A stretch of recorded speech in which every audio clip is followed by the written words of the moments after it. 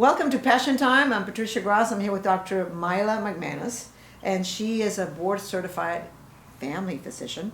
She founded the Woodlands Wellness Institute for Health and Wellness Institute, and she has a particular passion because she's, just a regular conventional doctor, but she took another route. So tell me, how did you learn to live your passion? Well, it started with lifelong health issues from as far back as I can remember.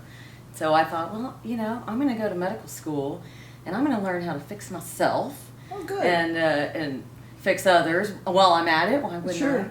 I? And I just got sicker and sicker along the way, and something wasn't making sense to me. And I just thought something has to be wrong here. Right. Why I keep adding more prescription drugs, And not feeling worse better, and huh? worse. Mm-hmm. I went to school to heal my problems and not get them worse. And so I saw the same problems day in and day out with my patients. And so I discovered this whole field of wellness or holistic medicine that just was life-changing for me, and it made so much sense to me, and it's everything we don't learn in medical school. Exactly. Everything you don't learn in medical school. Mm-hmm. Now, let's talk about a subject that we're both passionate about, and that is adrenal fatigue. Because it's so common, and it's affecting so many people, particularly women. So I want you to share a good definition of what adrenal fatigue is, because a lot of people don't know what that is. Yeah, some call it adrenal burnout. Mm-hmm. You've got two adrenal glands. They produce a lot of hormones in the body.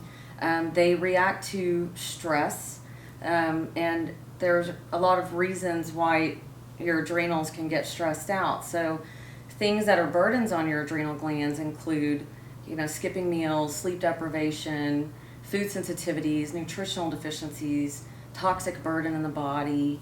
And when I say stress, that could be a physical stress like chronic Right. pain, or emotional stress, which pretty much all of us have, and we don't manage that stress all Exactly. the same way. Yeah.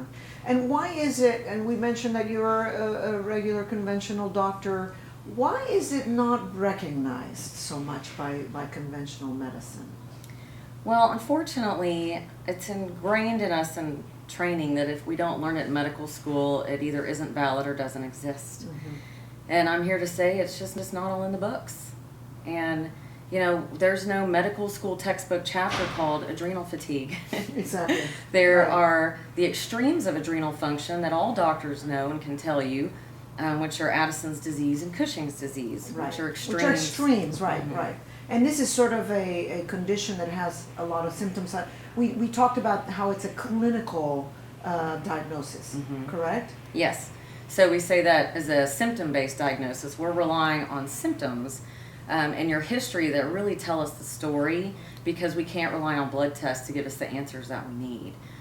So when I find that somebody had a long ailment, we're on a lot of antibiotics, or had mono or the flu, that's a common culprit, or stressors, death in the family, or going through divorce, just going through school, going through child labor. All of those are big stressors on the body. Right. And- And how do you test it? Well, I look at the clinical picture, Right, so right. really symptoms, and I test for cortisol, Okay. which is the main hormone that's affected when people have adrenal burnout. And I test it, but I already know 99% of the time that it's going to be in normal range. So that's, again, why we can't rely. There are saliva testing that we can do where we can look at what's called the cortisol curve. So, normal adrenal function would show you that your cortisol levels are highest in the morning at 8 a.m., and then they slowly fall throughout the day as your body's using it up. And then that drop in cortisol tells your body it's time to go to sleep, and then it's while you're sleeping that you're replenishing your cortisol for the next day. And so we can do saliva testing where it checks your saliva throughout the day, and you can see what your curve looks like. And, if people have adrenal problems, their curves don't look smooth. They look either, they're flatliners, we call them, where they're just low all day, or their curves go up and down, or they're completely backwards. They're lethargic in the morning and they're hyped up at night. Wow. So do people with adrenal fatigue have problems sleeping? Oh, yes. Okay. A lot of the time, but there's always variables. So if somebody says, oh my gosh, all I do is sleep, well, that's also Part a of it. sign of adrenal problems. And your body can learn to compensate in certain ways, or certain symptoms are canceled out by other variables like medications that somebody might be taking. So you have to look at everything. Yes, look at everything. That's right. And when you have somebody who can't actually sleep well, or they do sleep well, but they get up and they're tired, what's going on? Why are they, like, they're sleeping, but they're getting up tired, and they're tired all day? That's a loaded question, but adrenal Yeah, I mean, you problem can't diagnose is it. Yeah, I know that. But adrenal issues are really up there in my list of, geez, what could this be if somebody's tired all day? They might need a sleep study to determine they've got sleep apnea, and there's no way to know that without doing a test. You don't think up to yourself, oh, I think I have sleep apnea, because you don't know until you test for that. And if you're subconsciously waking up 100 times a night because you have sleep apnea and don't know it, you're having very interrupted sleep, and you're going to be tired all day from that. I've been there and I've lived it, so I understand it very well. So you kind of know just because your own experience, because you had it. Yeah, and you have. So I look at other symptoms, because fatigue by itself has many causes. But when somebody says, "Well, I'm tired but I can't sleep," or "I'm tired and I'm depressed and I have PMS and I have aches and pains and I have allergies and I'm constipated and I'm losing hair," well, that starts to create a nice picture for me. So what's the first thing you do? I mean, you got, obviously you're talking about different symptoms. There's a lot of symptoms that can point to adrenal fatigue. What's the first thing you do as a doctor? And obviously, I know that every case is different, obviously. Yes. In terms of treating the adrenal Right, problem? how do you start? Yeah. Well, educating the patient Okay. is number one. Okay. I need a patient to understand what adrenal fatigue is, how they got there, and what it takes to get out of it. So we educate. And then we need to reduce or remove the burden as much as we can. So if somebody's not sleeping, we need to break that vicious cycle. Because if they're not sleeping, they're not You can't replenishing heal. their cortisol, and you can't heal. So we have to address sleep one way or another. Okay.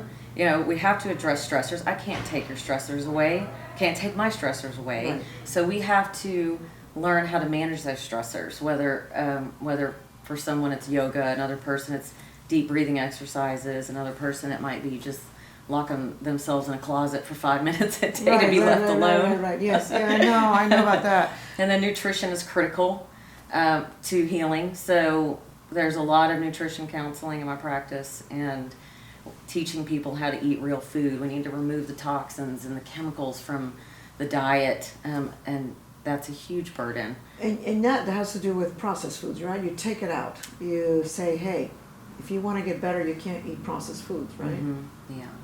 Now, tell me, how quickly can someone heal from this? That is a loaded question. They're all loaded questions. Now, but I mean, is there hope? I guess that's a better question. Oh, absolutely. So everybody responds differently, and I don't have the crystal ball to look forward, but I can look back on, reflect on the thousands of patients I've treated over the years, self included, and say, the vast majority of my patients are feeling a whole lot better by the time they come back in 6 weeks after their first appointment. That's a great thing to hear. Yes. All right. Well, Dr. Mila McManus, thank you so much for joining us, and thank you for changing your path so you can help a lot more people with wellness.